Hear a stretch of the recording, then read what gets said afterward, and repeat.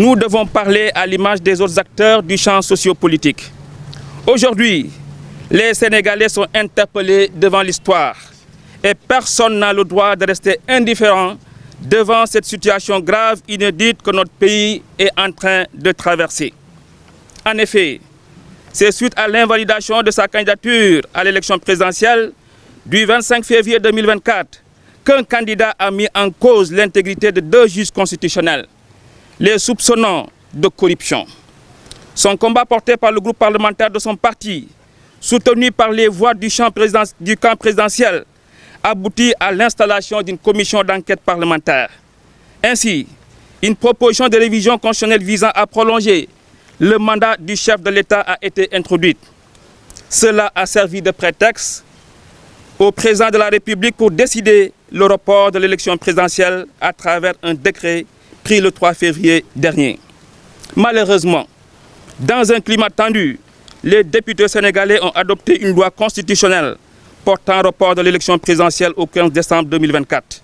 Cette loi concrétise le décret du chef de l'État, abrogeant le décret portant convocation du corps électoral. L'objectif du report serait d'éviter une instabilité institutionnelle et des troubles politiques graves et de mener une reprise complète du processus électoral. Cet argumentaire hâtif reste tout de même fragile. Les fondements d'une telle décision de reporter l'élection présidentielle sont légers et les conséquences sont négativement lourdes. Comment pourrait-on qualifier de tels actes? De tels actes prémédités, décret présidentiel en urgence, loi constitutionnelle d'urgence ayant plongé le pays dans une atmosphère éclectique. Un braconnage institutionnel, un coup d'État institutionnel, un coup d'État politique, un putsch civil, que sais-je encore? Quelle que soit la qualification, il s'agit d'une tentative de confiscation du pouvoir par des moyens anticonstitutionnels. Il s'agit simplement d'une violation manifeste de la Constitution, socle de l'organisation politique de l'État et fondement des rapports entre les gouvernants et les gouvernés. Le report de l'élection présidentielle n'est jamais juste, encore moins légitime. Les députés, fussent-ils les représentants du peuple, ne peuvent pas légitimer un report de l'élection présidentielle. L'adoption d'une loi constitutionnelle dérogatoire ne serait qu'une violation d'un certain nombre de dispositions constitutionnelles, notamment les articles 27, 31, 92 et 103 de la Constitution. Il ressort de l'alinéa 1er de l'article 27 de la Constitution que la durée du président de la République est de 5 ans. En décidant de reporter l'élection présidentielle, cette loi prolonge la durée du mandat du président de la République, ce qui n'est pas normal. Ce qui est illégal. Le scrutin pour l'élection du président de la République a lieu 45 jours francs, au plus tard et 35 jours au moins avant la date de l'expiration du mandat du président de la République. Le mandat du président de la République expire normalement le 2 avril prochain. Inch'Allah, le 2 avril, il doit quitter. Par ailleurs, la commission parlementaire, de même que la décision de revenir sur le processus électoral, viole l'article 92 de la Constitution qui stipule que les décisions du Conseil constitutionnel ne sont susceptibles d'aucune voie de recours. Elles s'imposent au pouvoir public et à toutes les autorités administratives et juridictionnelles. Alors que l'avant-dernier de l'alinéa de l'article 103 dispose la forme républicaine de l'État, le mode d'élection, la durée et le mandat consécutif du président de la République ne peuvent faire l'objet de révision. Pour rappel, cette dernière disposition, depuis le référendum de 2016, est placée hors atteinte du pouvoir de révision. Elle est protégée par une clause d'intangibilité dont l'objet est de garantir la protection des valeurs d'une société en empêchant au pouvoir de modifier à sa guise des points importants du régime constitutionnel. Le report est également une violation du protocole de la CEDEAO sur la démocratie et la bonne gouvernance additionnelle au protocole relatif aux mécanismes de prévention, de gestion, de règlement des conflits, de maintien de la paix et de la sécurité. L'article 1er de ce protocole prévoit que tout changement anticonstitutionnel est interdit, de même que tout mode non démocratique d'accession ou de maintien au pouvoir. Il est clair que tout maintien antidémocratique au pouvoir est interdit.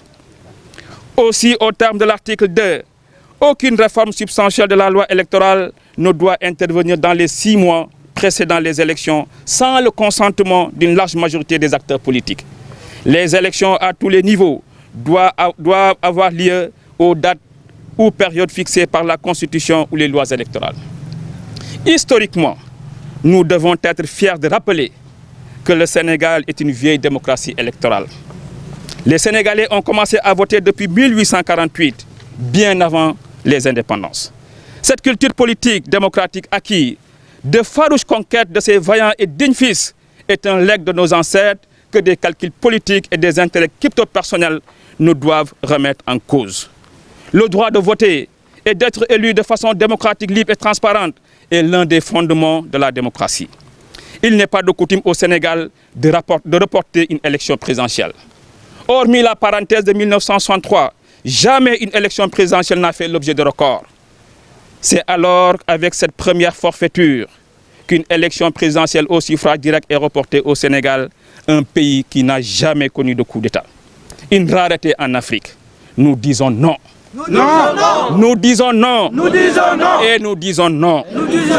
Mesdames, Mesdemoiselles, Messieurs, en tant qu'universitaires, nous nous engageons à lutter pour la restauration de la démocratie et l'état de droit. Nous dénonçons vigoureusement cette tentative de confiscation du pouvoir. Nous dénonçons cette forfaiture qui plonge le pays dans une crise sans précédent et nous nous engageons à mener la lutte aux côtés de toutes les forces vives de la nation. Et nous invitons à tous les citoyens à se retrouver autour du front républicain, regroupant tous les organismes investis dans ce combat. Nous dénonçons également la brutalité et l'usage excessif de la violence par les forces de défense et de sécurité. Mesdames, Mesdemoiselles, Messieurs, la démocratie est certes la loi de la majorité, mais elle ne donne pas à la majorité de violer les droits de la minorité. Elle est tout simplement un régime politique dans lequel le peuple est souverain. Un régime préservant au mieux les intérêts collectifs et individuels. Elle garantit l'état de droit, la séparation et l'équilibre des pouvoirs, mais aussi la confrontation permanente des idées. Le peuple est souverain. Le peuple est souverain.